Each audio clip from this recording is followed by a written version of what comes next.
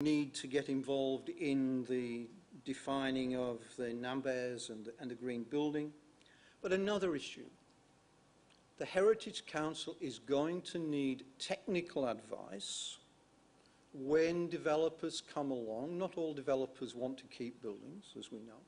When developers come along and say, there is no prudent and feasible alternative, which is what the Act says, there is no prudent and feasible alternative to knocking this building down because we cannot meet the new mandatory environmental sustainability requirements. Where do we get our advice to deal with that?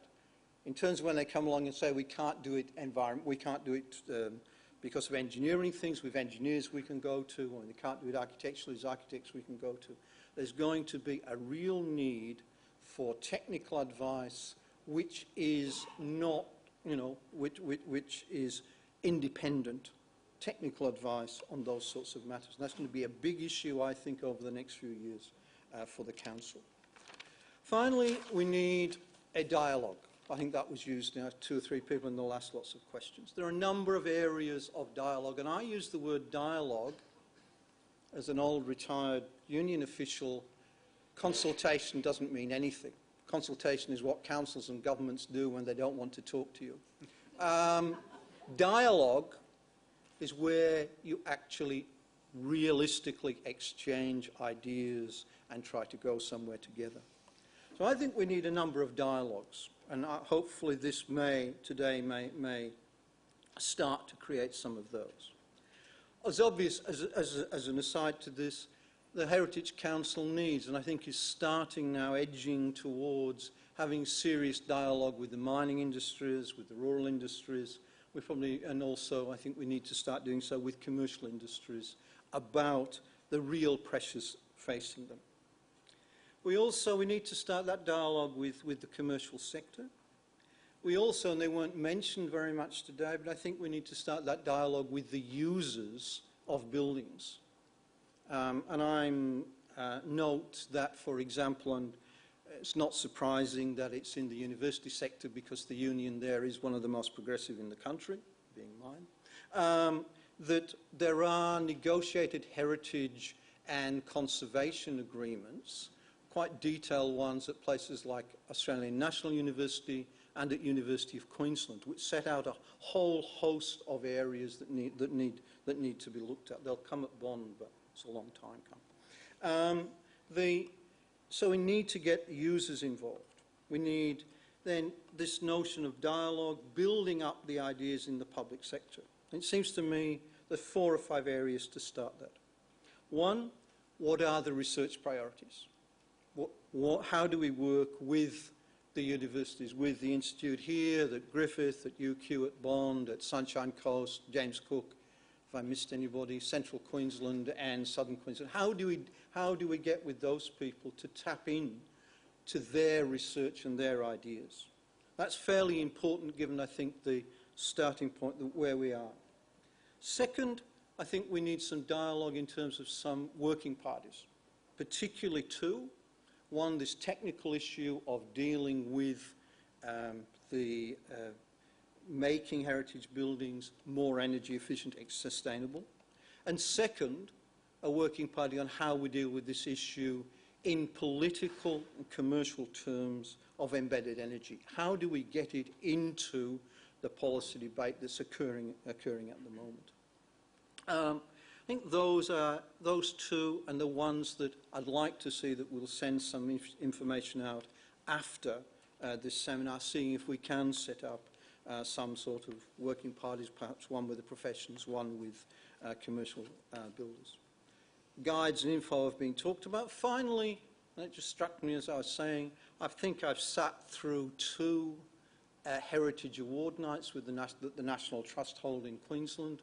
Isn't it about time you had one for sustainable development as well as just one for heritage building? And I'd like to suggest, given certainly it's David's last real public appearance as chair of the Heritage Council, it would be very nice if next year there was, and I haven't talked to him about this, a David Eads Award for the most sustainable heritage development. And I think at that point I'll end and hand it over to David. Thank you. And sit down. Thanks, Howard. I think you hear the passion of a Heritage Council member, and we are fortunate to also have Howard as the chair of our policy committee.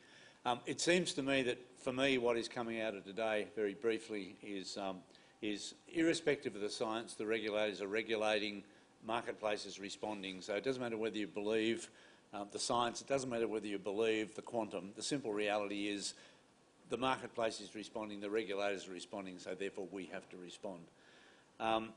The low-hanging fruit, as someone described earlier, is the HVAC, or the building and air conditioning and systems, which make up a very large proportion. And of course, guess what? They're usually the hardest thing to adaptively use in a heritage building. So we almost have the perfect storm in front of us.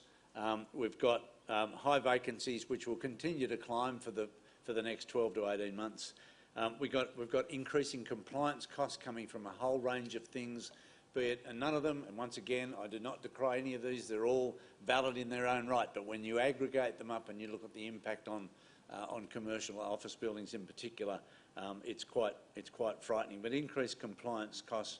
We've got mandatory disclosure as of 1 November, although Adam, there's a bit of a debate about whether it actually works or not, which is another issue. So that will go on for that debate will go on for a little while. We have massive increases in energy costs. We haven't seen anything yet in terms of those massive increases in energy costs. Whether we see a carbon tax or not is irrelevant. The energy costs are enough to do it. And of course, in many of our capital cities, and in Brisbane in particular, we have absolutely massive increases in potential yields on sites, which, if you are sitting on a site that has a heritage listed building on it, the motivation to try and do something about that building, because you can now get 30 times or 40 times the yield off that site, is going to be increasingly so as we densify our city. So I think, as I said, we are staring down the barrel of another 2 years perhaps, in which the amount of pressure that's going to come on these city buildings will intensify greatly. And unless we do something and move on that fairly quickly, we will lose some of those buildings. It is inevitable. And I mean, the QHC is not prepared to stand by as a spectator in that process. We will activate, and I think Howard's put before you a couple of thoughts about where we might go. Absolutely support the concept of moving from this meeting to a smaller forum of peak bodies in the state, particularly the professions, etc., building owners, engage with the Property Council and other peak bodies to actually get a smaller forum together to address the issue. We have access to state and federal government. We have access to the state directly through the Minister.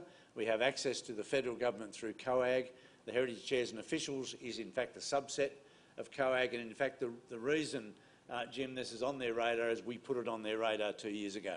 Queensland Heritage Council actually raised this issue 2 years ago, said this is coming over the horizon at us, we better do something about it. And COAG are awake to it. I'm not necessarily saying they responded as strongly as they could, but we will carry this back to Heritage Chairs and Officials at the next meeting and make sure it does stay on the agenda. The message is adaptive reuse can work. The message is adaptive reuse can be made sustainable, but I think expectations have to change. I think the expectations of the heritage movement have to change. I think the expectations of the building owners, etc., must change, and those professionals providing advice. We saw 39 Hunter Street. I mean, for the purists, perhaps cutting holes in the floor of that building to create a central atrium may not be the best thing to do from a heritage point of view. But for buildings, we are reaching the point that if you don't take those steps, the building will not be there in the future. So I think getting that balance between the economics right, the heritage outcome rights, getting those right is a critical part of what we do. I think Green Building Council, we hope, will leave today with a view that some of their tailored tools may well be applied to heritage buildings, and we would hope that that first step moves us through to those office buildings being in the mainstream and being able to use for the mainstream tools as we move forward. Because unfortunately, whether we like it or not, The funders of building refurbishments, the funding of building purchases, will be looking at those tools. They already are. If you build a new building now and it's not 5 or 6 star rated, you will have a hell of a lot more trouble funding that building than you would if it is. So the tools are real, they're out there, they're being used, and and the marketplace has high regard for them. So we've got to penetrate that space and make sure heritage gets on that agenda. Finally, could I just thank again the DERM staff for their work in putting this together, support of the Heritage Council, the terrific support we've had from Jim Reeve and QUT. I thank you all for travelling, and I say watch this space, because we have to move quickly, and we will move quickly to make sure that the thoughts and ideas and questions that came out of today are formulated into something that's useful and moves us forward. So thank you all again, and particular thank obviously to the speakers, many of whom have travelled to be with us today. So I think we're having, you're joining us for a drink outside, so there'll be plenty of time to further discussion there. Thanks again. Thank you.